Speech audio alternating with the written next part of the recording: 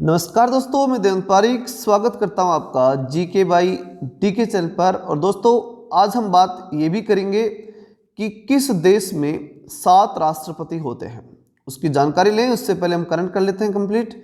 आज का करंट है कि पहला प्रश्न आज के करंट में कि हाल ही में किस मंत्रालय ने भारतीय पुरातत्व सर्वेक्षण द्वारा संरक्षित सभी स्मारकों को 15 मई तक बंद करने की घोषणा की है।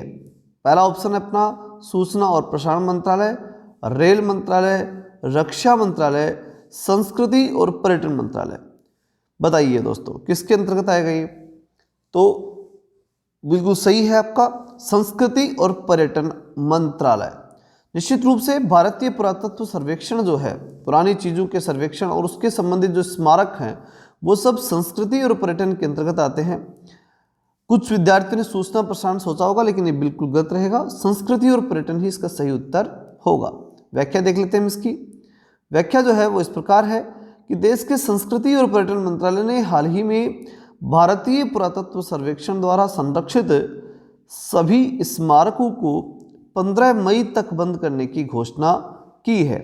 मंत्रालय के फैसले के मुताबिक आगरा में ताजमहल, आगरा किला, फतेहपुर सीकरी, एतमादुल्ला का मकबरा, सिकंदरा, महताब बाग समेत दिल्ली और दिल्ली के अलावा भी जो आगरा या अन्य भी स्थानों पर जो हैं वो सभी पुरातत्व सर्वेक्षण के संरक्षित जो स्मारक हैं वो सभी बंद रहेंगे।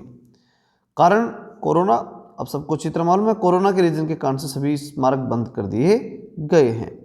नेक्स्ट प्रश्न अपना है, कृषि मंत्रालय ने हाल ही में 6 राज्यों के 100 गांवों के लिए पायलट कार्यक्रम चलाने के लिए किस कंपनी के साथ समझौता ज्ञापन पर हस्ताक्षर किया है? किसने? कृषि मंत्रालय ने। ध्यान रखने की बात है, कृषि मंत्रालय ने किया है। 6 राज्यों के 100 गांवों के लिए पायलट कार्यक्रम है और उसको किस कंपनी के साथ? बताइए, गूगल, फेसबुक, माइक्रोसॉफ्ट या ट्विटर? तो दोस्तों सही उत्तर है माइक्रोसॉफ्ट। व्याख्या देख लेते हैं इसकी जो व्याख्या है वो इस प्रकार से है कि भारत के कृषि मंत्रालय ने हाल ही में 6 राज्यों के 100 गांवों के लिए पायलट कार्यक्रम चलाने के लिए माइक्रोसॉफ्ट कंपनी के साथ समझौता ज्ञापन पर हस्ताक्षर किए हैं, जिससे देश के किसानों की इनपुट लागत कम करने में मदद करेगा, जिससे उसकी आय बढ़ेगी। इनपुट लागत का मतलब खर्चा कम करेगा, जिससे किसान की आय बढ़ सके। इसके लिए 6 राज्यों के 100 गांवों के अंदर एक बार पायलट प्रोग्राम चला करके देखा जा रहा है। किस कंपनी के साथ मिलकर? माइक्रोसॉफ्ट के साथ मिलकर के ये किया जा रहा है। अगले प्रश्न की तरफ चलते हैं। फेसबुक कंपनी ने किस राज्य में स्थित 32 मेगावाट अक्षय ऊर्जा परियोजना खरीदने के लिए घरेलू कंपनी क्लीन मैक्स के साथ समझौता किया है? ऑप्शन है अपने साथ केरल, गुजरात, महाराष्ट्र, कर्नाटका। सही उत्तर होगा इसका कर्नाटका।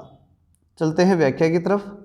व्याख्या है कि फेसबुक कंपनी ने हाल ही में, कौन सी कंपनी?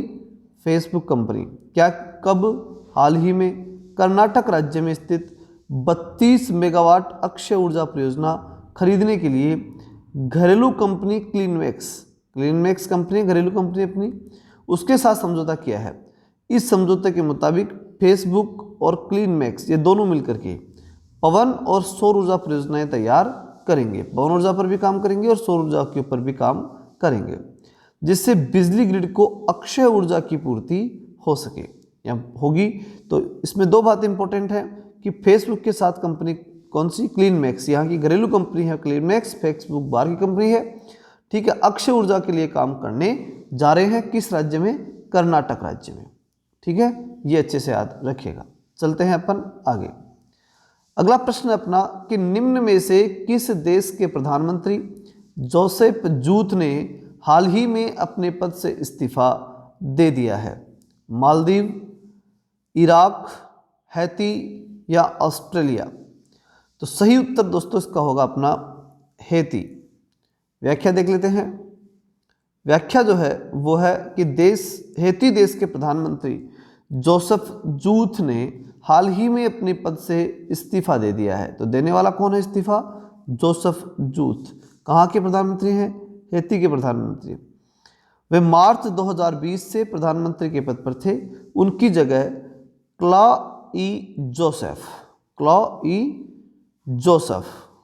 क्लॉड भी बोल सकते हैं, ये सही है, ये क्लॉड जोसेफ है। क्लॉड जोसेफ हैती के नए प्रधानमंत्री जो है मनोनीत किए गए हैं। तो क्लॉड जोसेफ है नाम, ठीक है, क्लॉड जोसेफ। अगले प्रश्न की तरफ चलते हैं। इनमें से किसने हाल ही में ई स्मार्ट सिटीज चैलेंज और transport for all challenge launch किया है? तो दो चीज़ें हैं इसमें, ई स्मार्ट सिटी चैलेंज और दूसरा ट्रांसपोर्ट ऑल चैलेंज। ये दो चैलेंज जो है उनकी शुरुआत किसने की है, ये लॉन्च किसने किए हैं? तो नरेंद्र सिंह, राजनाथ सिंह, प्रकाश जावड़ेकर, हरदीप सिंह पुरी। बताइए। तो इसका सही उत्तर होगा हरदीप सिंह पुरी। चलते हैं व्याख्या की तरफ। व्याख्या है अपनी कि केंद्रीय मंत्री हरदीप सिंह पुरी ने हाल ही में वर्चुअल माध्यम से ई स्मार्ट सिटी चैलेंज और transport for all challenge launch किया है। इसे शहरी आबादी को सही भोजन विकल्प बनाने और स्वस्थ और खुशहाल राष्ट्र बनाने के उद्देश्य से लॉन्च किया गया है। तो किसने किया है? हरदीप सिंह पुरी ने किया है। और किस उद्देश्य से ये दो स्कीम जो है लॉन्च की गई हैं, कौन कौन सी है? ई स्मार्ट सिटी चैलेंज और दूसरी जो है वो है ट्रांसपोर्ट फॉर ऑल चैलेंज। उद्देश्य क्या है? शहरी आबादी को सही भोजन विकल्प और स्वस्थ खुशहाल राष्ट्र बनाने के उद्देश्य से ऐसा लॉन्च किया गया है।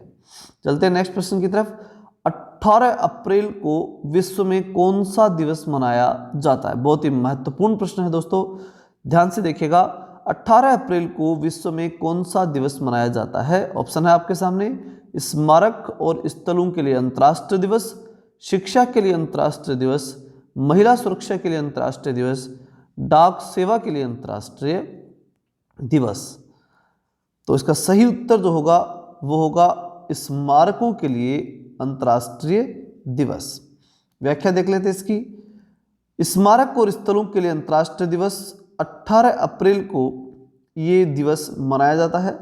इसका उद्देश्य पूरे विश्व में मानव सभ्यता से जुड़े ऐतिहासिक और सांस्कृतिक स्थलों के संरक्षण के प्रति जागरूकता फैलाना है।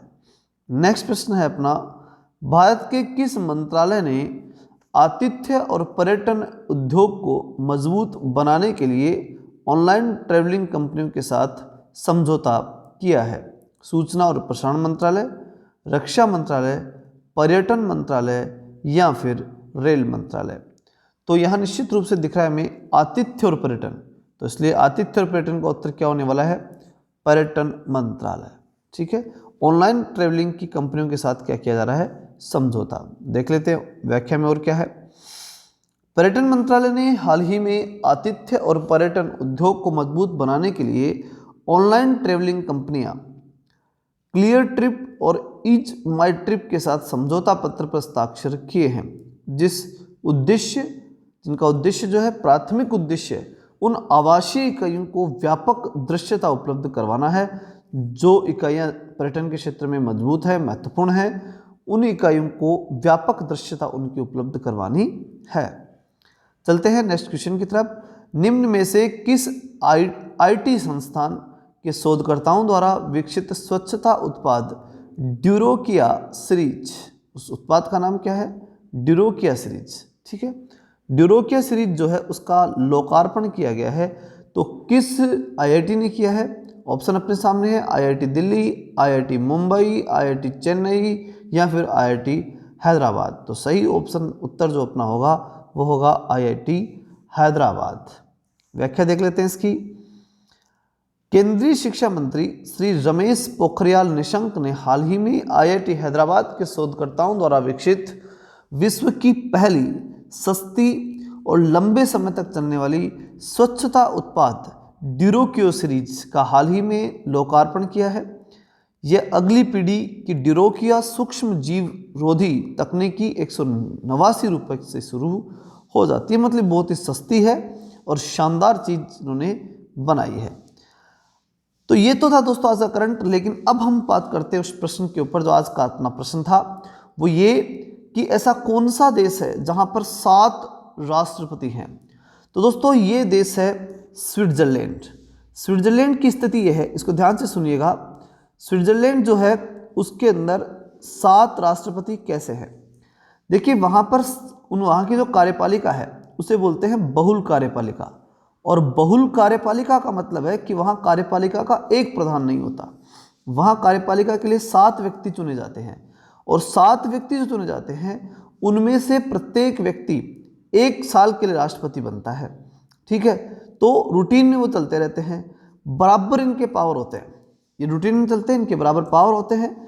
7 साल का कार्यकाल पूरी कार्यपालिका का नहीं होता है, लेकिन फिर भी ये 7 कैंडिडेट होते हैं। चूंकि पावर बराबर होता है इसलिए बराबर सारे के सारे राष्ट्रपति होते हैं। नाम के लिए हर बार एक व्यक्ति को आगे चुन दिया जाता है कि भाई उस देश का राष्ट्रपति कौन है, ये जानकारी उनके सामने रहे, और वो सब मिलकर के अपने में से ही किसी को एक को राष्ट्रपति नियुक्त करते रहते हैं रूटीन वाइज। लेकिन पावर सबके बराबर है, चाहे नाम कोई भी हो, सब सातों मिलकर के ही वहाँ पर कार्य करते हैं। इसीलिए दुनिया की एकमात्र बहुल कार्यपालिका अगर किसे कही जाती है तो वह स्विट्जरलैंड को कही जाती है। और साथ ही स्विट्जरलैंड के अंदर प्रत्यक्ष लोकतंत्र भी पाया जाता है, और ये भी दुनिया में एकमात्र देश यही है स्विट्जरलैंड, जहाँ सब लोग एक साथ बैठते हैं, प्रत्यक्ष डायरेक्ट जनता बैठ करके कानून का निर्माण करती है। तो ये था वो देश जहाँ पर 7 राष्ट्रपति पाए जाते हैं, बिल्कुल बराबर इनके पावर होते हैं, इसलिए कहा जाता है कि स्विट्जरलैंड में 7 राष्ट्रपति हैं। इसी प्रकार की शानदार जानकारियां लगातार प्राप्त करते रहने के लिए अगर आप अभी तक हमारे चैनल को सब्सक्राइब नहीं किया तो सब्सक्राइब कीजिए, और डेली करंट के साथ साथ इम्पोर्टेंट जानकारी जो कि आपकी कंपटीशन के एग्जाम के दृष्टिकोण से महत्वपूर्ण होती है, उन सब को भी हम आपके लिए लेके आएंगे। स्टैटिक जीके भी आपके साथ इसी के साथ स्टार्ट कर दिया है और आगे भी बढ़ाएंगे इसको। ठीक है, तो लाइक कीजिए, शेयर कीजिए अधिक से अधिक। जय हिंद, जय भारत।